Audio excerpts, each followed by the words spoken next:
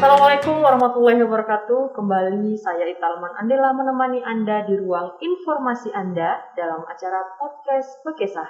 Bincang kesehatan, aku sehat, Nuan sehat, sehat milik kita bersama.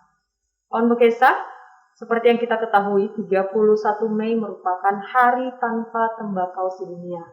Dan pada kesempatan hari ini, saya sudah mengundang salah satu narasumber yang juga akan berbincang mengenai dunia kesehatan secara khusus di peringatan Hari Tanpa Tembakau kali ini.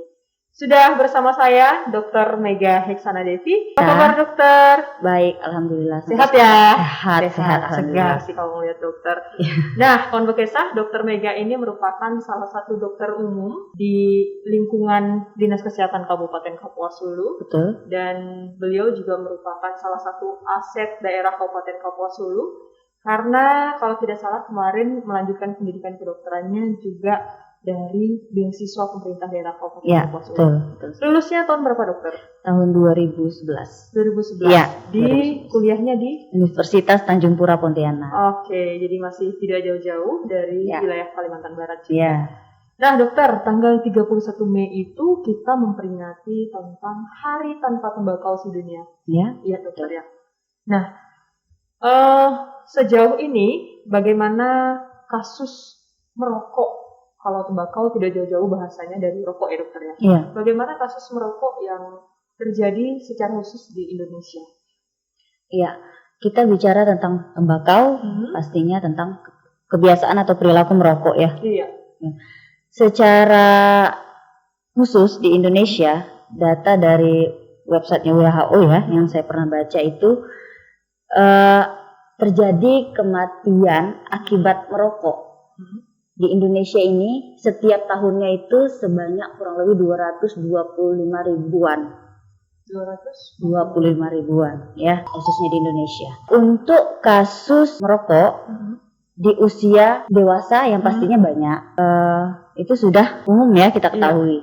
Nah, yang menyedihkan itu di usia pelajar, usia sekolah. Diketahui dari website WHO ini di tahun 2013 itu di usia pelajar, usia 10 sampai 19 tahun itu terjadi peningkatan dari 5 tahun sebelumnya itu sebesar 9,1%. Nah, 5 tahun kemudian, ini kan disurvei setiap 5 tahun. 5 tahun kemudian di tahun 2018 yang terakhir kali, di usia ini, di usia 10 sampai 19 tahun ini, usia pelajar, usia sekolah, terjadi peningkatan 20% di Indonesia. Wow. Nah, ini sangat menyedihkan ya rasanya ya. Kok di usia segini mereka sudah mengenal yang namanya tembakau, perilaku merokok. Iya. Yang pastinya bisa membuat mereka kecanduan. Iya, benar sampai usia dewasa. Nah, ngomong-ngomong tentang kecanduan, boleh merefresh kembali ya dokter, Ya. Kan menjadi pengingat untuk saya dan juga kawan-kawan Bekesah di luar sana, apa sih kandungan di dalam rokok ini yang bisa dikatakan sampai sekarang susah untuk dilepaskan, apalagi untuk orang yang awalnya coba-coba, kalau udah sekali ngerokok, lama-kelamaan bakalan jadi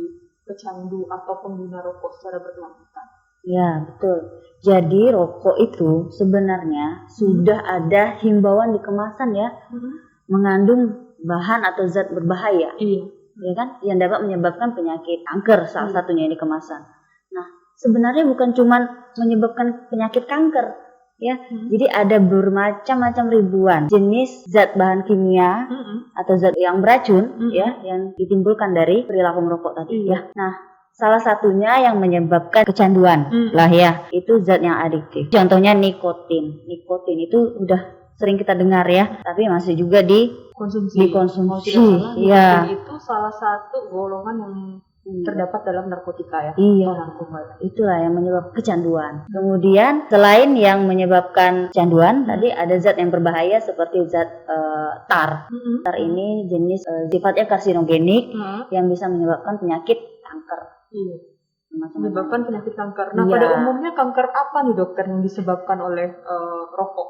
Paling banyak itu kanker paru. Kanker paru. Ya, paling banyak kanker paru. Kemudian ada lagi satu zat atau bahan kimia yang sebenarnya juga bukan hanya di rokok sih ya, yang menghasilkan zat ini, yaitu zat karbon monoksida, CO. Jadi asap rokok itu bisa mengandung zat karbon monoksida seperti halnya asap yang dikeluarkan oleh kendaraan bermotor. Wow. Nah, ini zat yang sangat berbahaya, yang beracun, yang bisa perlahan menurunkan kadar oksigen di dalam tubuh. Nah, kawan Bekesa, tadi Dokter Mega menyinggung dari kandungan-kandungan yang terdapat di satu batang rokok ini menyebabkan penyakit kanker ya salah satunya. Ya. Dan yang paling banyak adalah kanker paru. Mengutip pernyataan dari Detik Health, menyatakan bahwa orang yang merokok 5 kali lebih rentan terpapar coronavirus 19. Nah, kebetulan sekali kawan Bekesa, kali ini lagi panas-panasnya ya pandemi COVID-19. Nah, apakah pernyataan tersebut benar adanya gitu dokter? Benar. Jadi, kenapa perokok itu lebih rentan? Jadi kayak masuk golongan orang yang rentan terpapar COVID, mudah terpapar COVID. Iya. Kenapa? Karena keseringan nih kontak antara tangan dengan mulut. Pada saat merokok. Nah, jika orang tersebut, perokok tersebut jarang mencuci tangan, 10 kali dia merokok dalam sehari, 10 kali pula dia berisiko lebih besar terpapar COVID ya. Jadi dari tangan ke mulut itu transmisinya virus tadi masuk gitu. Dan perlu diketahui juga bukan hanya lebih rentan terpapar COVID, tapi juga lebih besar risikonya menderita gejala COVID yang lebih berat dibanding orang yang tidak merokok ya. Jadi orang perokok itu jika terkonfirmasi atau menderita COVID-19 ini mengalami gejala yang lebih berat, itu lebih berisiko besar ya.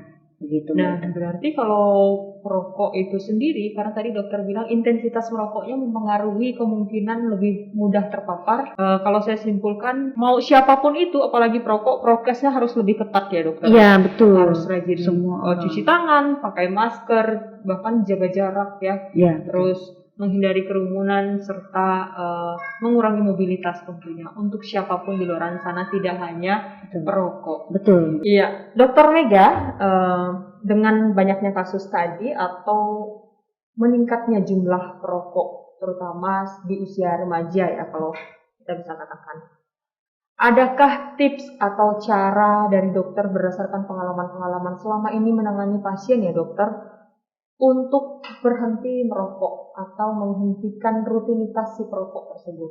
Mungkin berdasarkan pengalaman dokter sendiri boleh diceritakan dokter. Pastinya ada. Tapi sayangnya yang datang itu yang sudah mengalami atau menderita penyakit. Misalnya penyakit saluran pernafasan kronis seperti PPOK, penyakit paru obstruksi kronis. Jadi setelah dia menderita penyakit itu, sesak setiap hari dirasakan. Jadi barulah ada niat yang kuat untuk berhenti merokok ya. Yang pasti adalah yang pertama adalah tekad, niat yang kuat ya. Harus dari kemauan diri sendiri. Iya, kemauan diri sendiri ya. Tapi jangan tunggu ada penyakit ya. Benar sekali. Jangan sampai tunggu ada penyakit baru ada niat. Kemudian yang kedua, mintalah motivasi. Motivasi terhadap keluarga, sahabat di sekitar ya. Motivasi agar selalu mengingatkan, mendukung supaya proses berhenti merokok ini berjalan lancar. Kemudian kenali kapan sih waktu yang banyak menghabiskan rokok gitu. Dalam satu hari. Waktu kita paling sering merokok. Iya, paling sering merokok. Pada saat itulah kita harus menahan diri atau menyibukkan diri dengan kegiatan-kegiatan positif lainnya ya. Iya, benar sekali. Nah, biasanya ini orang-orang atau perokok-perokok di luar sana suka mengeluhkan di waktu-waktu setelah makan. Iya. Mulutnya asam. Iya. Nah, kira-kira aktivitas apa dokter yang bisa dilakukan setelah makan gitu? Perut masih kenyang. Enaknya kalau saya baring-baring ya dokter ya. Ya betul. Kebanyakan yang suka baring ya. Iya. Kaum rebahan. Nah, mungkin kegiatan-kegiatan apa yang bisa dilakukan? Atau adakah olahraga ringan atau aktivitas-aktivitas lain? Boleh. Kalau merasa asam, makan permen. Oke. Mudah kan makan permen? Ya, tapi jangan berlebihan. Jadinya manis ya? Ya, dan atau menimbulkan batuk gara-gara makan permen ya. Atau ganti aktivitas positif lainnya seperti olahraga ringan. Sebenarnya sekarang ini, apalagi di masa pandemi, banyak orang yang punya hobi dadakan. Contohnya kalau saya pribadi dokter yang dulunya nggak pernah nanam bunga, nggak pernah nanam sayur di rumah, tiba-tiba di masa pandemi saya punya aktivitas itu. Iya. Atau mungkin kayak bapak-bapak atau kaum laki-laki di rumah, mereka tiba-tiba punya ikan cupang, punya burung. Ya, ini burung dalam sangkar. Iya, burung dalam sangkar banyak artinya, Mbak. Berarti aktivitas-aktivitas itu bisa dilakuin gitu sebagai pengalih yang tadinya waktu-waktunya digunakan untuk merokok sekarang dialihkan. Nah, berikutnya dokter kira-kira apa lagi? Kemudian yang terakhir konsultasi lah sama dokter ya. Dokter yang dikenal atau yang udah biasa diajak bicara, diajak curhat bagaimana untuk membantu mengurangi kebiasaan merokok dan kebiasaan merokok ini tidak bisa kita hentikan secara seketika. Iya. Ya, pasti nggak bisa seketika, perlahan tapi pasti ya. Terus melangkah ke depan tapi pasti. Nah, dokter tadi menyarankan kawan bekesah di luar sana untuk melakukan konsultasi ke petugas kesehatan. Ya. Nah, berarti bisa saya tangkap bahwa nggak apa-apa dong, nanti ada orang dari luaran sana datang ke puskesmas misalnya atau datang ke rumah sakit, berarti dokter menerima ya, datang hanya untuk konsultasi misalnya terkait permasalahan rokok aja. Diterima. Ya, berarti boleh datang ya kawan bekesah ya untuk konsultasi, karena memang rokok ini terkesan sepele karena memang udah menjadi gaya hidup, jadi kebiasaan, jadi darah daging. Iya, seolah-olah bukan permasalahan. Iya, betul. Tapi secara tidak sadar merokok ini adalah kebiasaan yang buruk yang perlahan-lahan juga merusak kesehatan kita sendiri. Bukan jadi, kita sendiri saja, Mbak. Iya, kita ada yang namanya perokok pasif dan aktif. Iya. Nah, terkait masalah penyakit, siapa sih kira-kira yang lebih besar dampaknya dari rokok ini? Apakah pasif atau aktif, dokter? Sama ya, sama. Jadi perokok aktif itu sama besarnya dengan perokok pasif. Nah, yang lebih kasihan perokok pasif yang tidak melakukan kebiasaan itu tapi terdampak dari asap yang dihirupnya ya. Makanya sekarang sudah ada peraturan-peraturan bahwa tidak boleh merokok di tempat umum, di transportasi umum ya kan. Ya. Bahkan di Indonesia secara khusus Kabupaten Kapuas Hulu juga punya perbuk tentang kawasan tanpa rokok. Ya, betul. Yang harusnya kita menyadari gitu. Nggak boleh ngerokok di tempat umum, di fasilitas-fasilitas umum. Ingat kawasan tanpa rokok ya. Betul. Jadi terkait dengan tema tahun ini, Hari Tanpa Tembakau tahun ini, bahwa commit to quiet atau komitmen untuk berhenti merokok itu harus digalakan sedini mungkin ya dokter ya. Betul. Apalagi kalau ini kawan bekesah yang menyaksikan kita, ada yang usianya masih teenager atau 10 sampai 15 tahun sampai 19 tahun tadi dengan kasus yang tinggi. Kita harapkan dengan ini dapat memotivasi atau membawa jalan keluar untuk konsultasi ke fasilitas kesehatan. Konsultasi harus dengan orang yang tepat. Betul. Ya. Ada pertanyaan misalnya di luar sana, ngapain sih harus berhenti merokok, dokter? Mungkin dokter bisa sampaikan nih manfaat-manfaat yang sudah dirasakan dari pasien dokter yang sudah berhenti merokok. Kira-kira apa aja dokter? Yang pasti mengurangi penyakitnya. Ya, yang sudah menderita penyakit akibat rokok, ya mengurangi lah ya, meningkatkan kualitas hidupnya ya. Dan yang belum sempat mengalami penyakit ya terhindarlah akhirnya dari penyakit-penyakit yang diakibatkan rokok ya, seperti penyakit jantung dan pembuluh darah, stroke misalnya, penyakit jantung, sumbatan penyakit jantung ya, dan penyakit kanker paru. Yang paling banyak biasanya gejalanya apa ya dokter? Yang gejala akibat rokok? Iya, akibat rokok. Jantung ya? Jantung. Ya, masalah penyakit jantung ya.